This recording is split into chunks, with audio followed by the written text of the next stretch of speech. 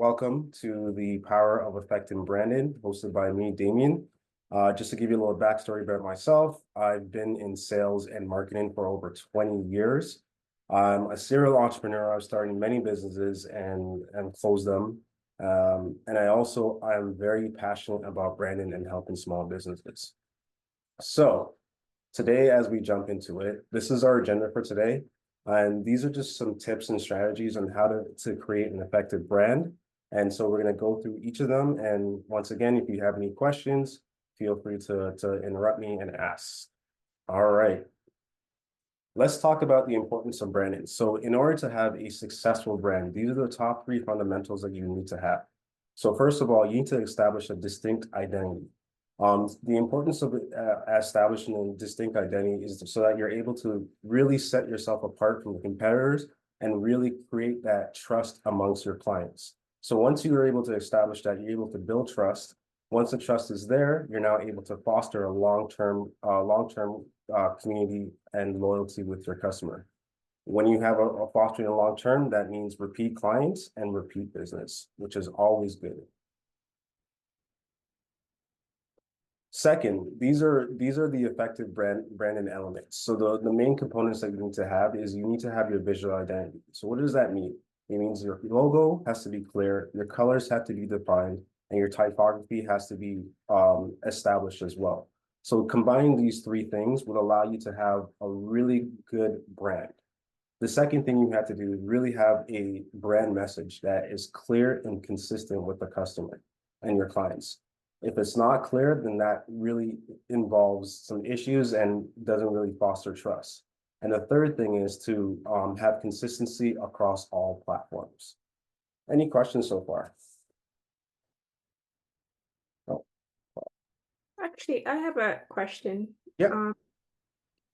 The trust part, you said that was the first thing that you need to do to establish like to build trust. Like what are some pointers like a starting out that you would need to do to build the trust in the client with the client?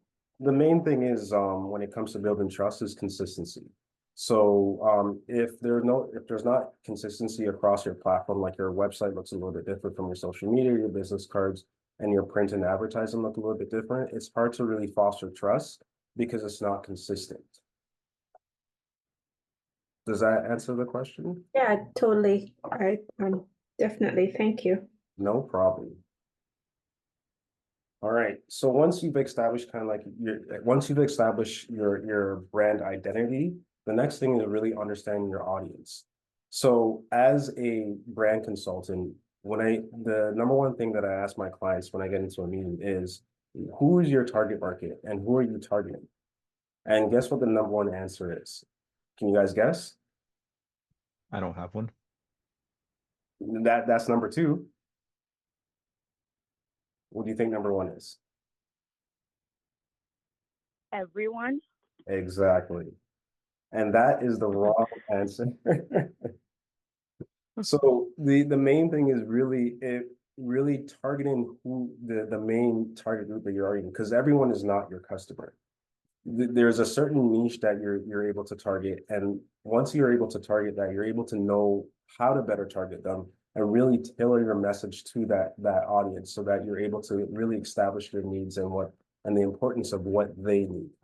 Because most reasons why we get into most reasons why we get into business is to supply a need. And once you're able to understand that through your target audience and understand your audience, then you're able to essentially target them a lot better and create a strong brand. And these are some digital marketing trends that are happening right now. So all we know is video is king. So in the last 3 or 4 years, 3 to 4 years, TikTok, Instagram Reels, these are things that are very, very, very popular amongst brands, and they really leverage the popularity and the storytelling of your brand.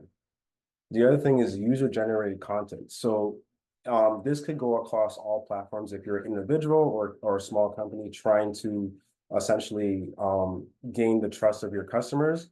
User-generating content really acts as a really social proof that you know, they're tied to your brand, they love your brand, and they're really involved in your brand.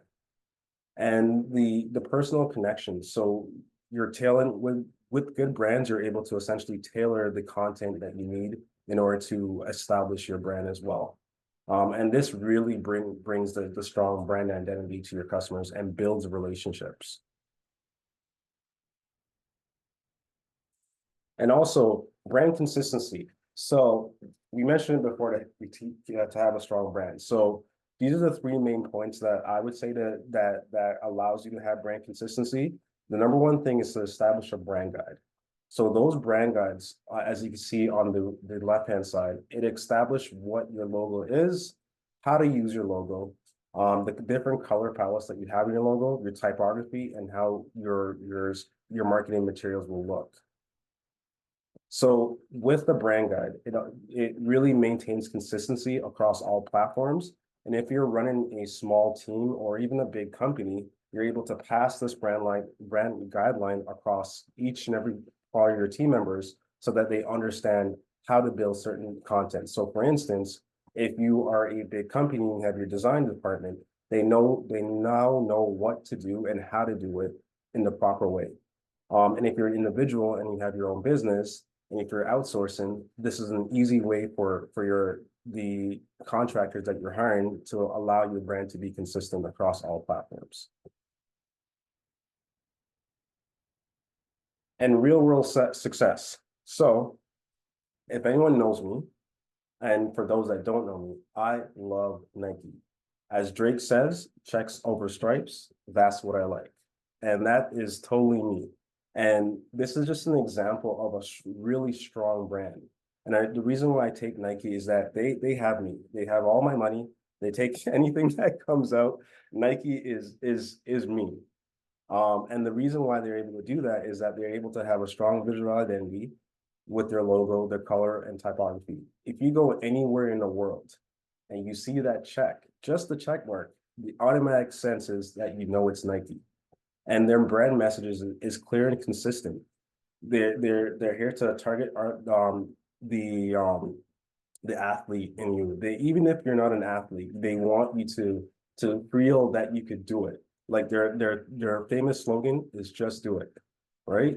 And that is part of our goal setting session today is just to do it. And once again, their consistency across all platforms, their marketing materials, their website, their social media, it is all the same. And that is why they're the world's #1 brand worth $31 billion. That is huge.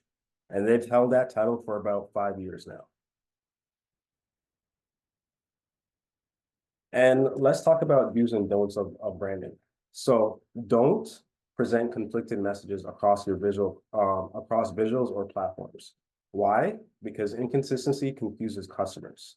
Once they feel that they don't understand or they feel confused, that is the red flag for not purchasing your product. Number two, don't disregard a customer's feedback. If you have a loyal customer or even a customer that comes across your platform, if they have positive feedback to say, hey, listen, your brand doesn't really resonate with me or doesn't really tell a story or I don't really understand it. Take that as a cue to really to engage with the customer and take that feedback and implement it. Don't ignore it because at the end of the day, the customer is what and who are purchasing your products. And last but not least, do not neglect transparency about your brand value. Why? Lack of transparency erodes trust. So for somebody like me that runs a branding agency, I make it on myself to run a 6-month audit on my brand and all my platforms. So what I do is I go through all my platforms, all my marketing materials to make sure that the consistency is there and that the trust is there and check in with the clients as well. So those are three important things not to do and how to really correct them.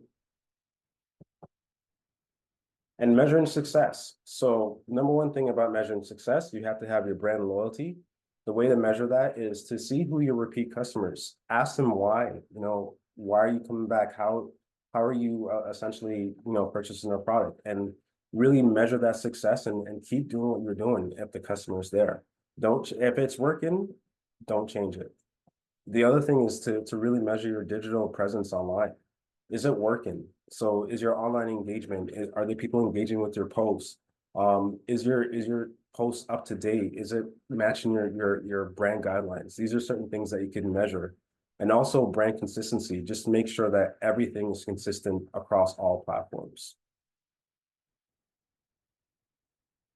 In conclusion, these are just some key takeaways that you could have to ensure that your brand is consistent and is effective. Number one, ensuring that your visual identity is strong and the message is consistent. Understanding your audience. And three, evaluate and measure success. So you want to really repeat and rinse these three key strategies, because this will allow you to have an effective brand. And that is it. Any questions? That was very insightful. Thank you. That was great. Thank you. So for I do have a question. Yep, go ahead. Sorry. Okay, I do have a question. So my question is, my target is literally, I believe, everybody. So like, how can I kind of limit that to where I'm specifically catering to a certain type of people, right? Because I feel like with water, it is a necessity for everybody, right? So so I'm just like I do understand that I need to like find a proper audience to target. Yep. But I do believe I can target everybody. Yeah, in Is some that cases, doable? Is that like? in some cases you can and you can't. And this is why customer personas are very important. So when you do a customer persona, you kind of lay it down. So based on income, status, if they drink water, certain people, because there are certain targets that might be everybody, but it's really good to do a customer persona to really nail down that target and who you're targeting. So for instance, I'll take Simple Touch Solution. My target is small business owners. And then that's very vague in general. But what I did was doing that customer persona, you're able to kind of target, okay, who are the small business owners? Well, one could be an events planner, right? With that events planner, I could target that. I could do their brand identity. I'm able to essentially do their printing all in one. So I'm able to layer it down and drill down to the specific target market that I'm going after. Okay. Thank you. No problem. Any other questions? I have a question. Yep. I was wondering, how do you establish a distinct identity? The distinct identity is you have to really think about what your logo stands for and then your brand values. So those are very important key points to really establish a distinct identity, because let's say, for instance, we'll take Nike, for example. We could have a shoe or athletic shoe, but what makes us different from Nike? Is it the logo? Is it the colors? Is it the brand value? So for somebody like, I'll take another brand, Tom's, they're in the same department or a similar department as Nike, but the really distinct value from Tom's is that they have a social responsibility that they give back, and they're targeting that. Right. Thank you for that. I have a follow-up question. Yep. For someone that's starting a small business, how important is it to also like share your story as well as that? Or something that you probably shouldn't do? Share your story in what sense? Like why you're doing it, like you specifically. Well, it depends on what you're sharing. So if it's more why you got into the business and your personal experience, then it's good to share, because a lot based on where social media is, it's more about the authenticity rather than just I'm rich and I'm starting this out. So the more authentic you are coming out the gate, the better perceived you are with your customer and target audience. Thank you for that. No problem. Any other questions? These are great questions, by the way.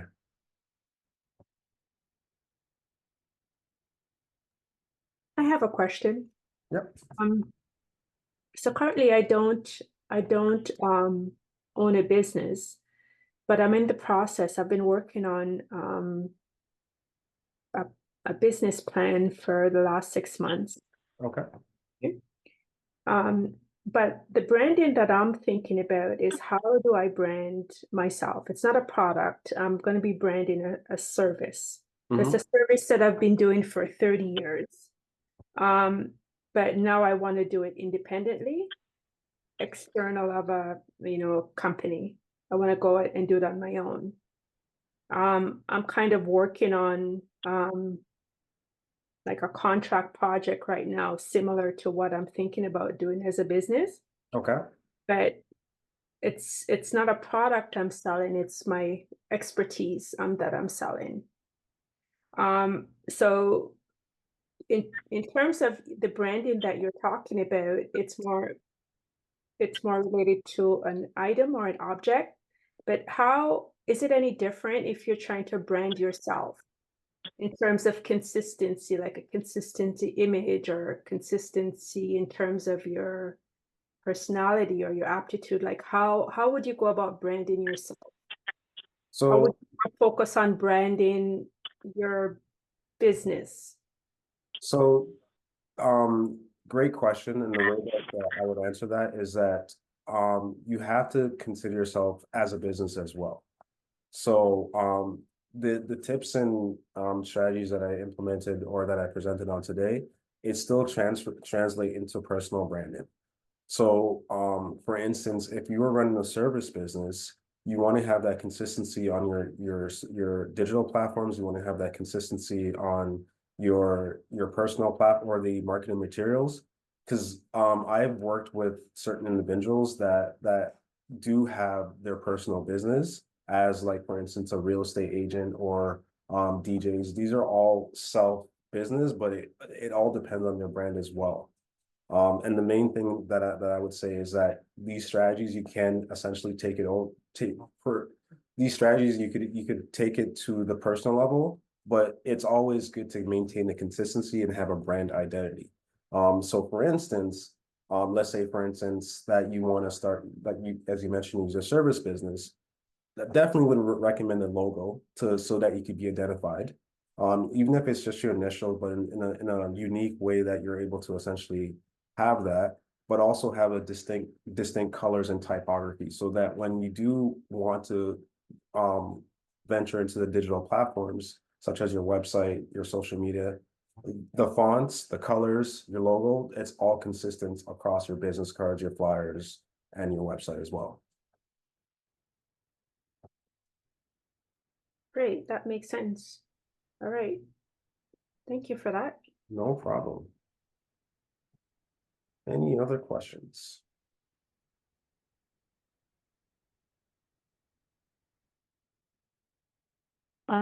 Yeah, I got it. Oh, I have a go ahead. question. Yep. You can go ahead. Well, the question I wanted to ask, Damion, you said you perform a self audit. What does that audit look like? So the self audit, what that looks like is going through a checklist to once again ensure that all my fonts are correct through my website, my business cards, my digital platforms, making sure that the messaging that I'm trying to portray across as a brand value and why you would choose my company is consistent as well. And also just to ensure that just the customer perception. So what I think my business is perceiving is the same messages that's coming back from the client. Because sometimes as business owners, we might think that we're portraying the right message, but the client is not really getting it or understanding why we're here. So those are the kind of audits that I would do to kind of to ensure that I'm staying on brand, I'm staying on the message, and everything is clear. Thank you. No problem. Okay. How long would you suggest, if you're a small business and you're planning your first event, how long do you think one should take to really plan the event? Like, I want to do it in a short amount of time, and I think you'd mentioned not to do it in a short amount of time. Yep. I'm just wondering, yeah, what is a realistic time frame like? I think it all depends on what you're trying to do and what the goal is and what the return on investment is. So for me, I normally give a minimum timeline to plan any event, at least a month to plan any event. Reason being that you can ensure that any marketing materials that you are getting made could be made in a timely manner because the number one thing is that when events are done last minute, it means rush orders. And with rush orders, certain things could happen that you can't really turn around in a good time frame. So we want to make sure that you're able to have all the consistent marketing message across. And those things that you are designing for marketing materials, that they actually do what you need them to do. So for instance, some clients that have come to me that have marketing materials, because they try to do it in a rush, they either forgotten their Instagram handle, they forgot their phone number, they forgot their email, or something's misspelled on the actual marketing material. And then to get that turned around is it's a nightmare to put it. But when you're giving yourself that month, 2 months timeline to kind of plan, making sure you fine tuning everything, making sure that your messaging that you're trying to do, your promotions there, and you're getting the right amount of engagement, then you're able to kind of give your time to adjust and to make sure that it's successful. Thank you. No problem. Any other questions? You guys have been awesome. I love these questions. It's great. I literally I've been thinking about planning an event, and just being able to come to this event has been really helpful because a lot of questions that I had written down for you for tomorrow, you answer through the presentation. So that's lovely. No problem. We can still have the call tomorrow. More questions. Yeah, I have to think of more questions for tomorrow, but it's very insightful. So thank you for sharing your knowledge and your wisdom with us. Awesome. Well, thank you guys. And once again, if you want to connect, here's my information. And then one of the great things that I'm going to do for you guys is a free brand audit. So if you want to connect, we could book a time and I could go through either if you're starting up, if you want to ask questions, or if you have a business currently, you just like to do an audit to make sure that you're on brand. Feel free to connect with me. Phone number, Instagram, anything that's convenient for you. And yeah, for a free brand audit on the house. Beautiful. Thank you. I'll think about that for the future. Thanks so much. No problem. And that is it. Thank you for your time, and I appreciate you guys taking the time to understand what it means to effectively brand, or to have an effective brand, I should say. Thank you as well. Thank you for your time as well. Thank you.